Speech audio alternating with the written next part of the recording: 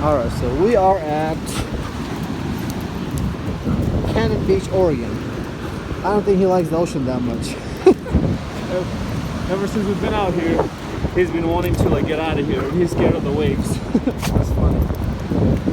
Really funny though. But I think he's having fun. He's walking on the beach. Aren't you, buddy? Yep. Next stop would be Seattle. Here, watch this. Watch this. Waves coming in. Oh, they didn't come all the way into the waves. It's hilarious to see what he does.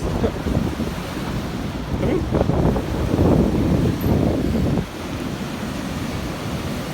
He doesn't like it.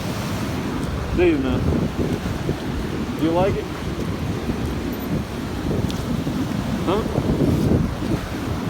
You don't like it? You don't like the ocean? It's pretty calm though, right here. He's like, nope, I don't want no part of that. He's having a grand time though. I think he likes it a little bit. It's like a love-hate relationship. See, waves coming in again. He jumped over them.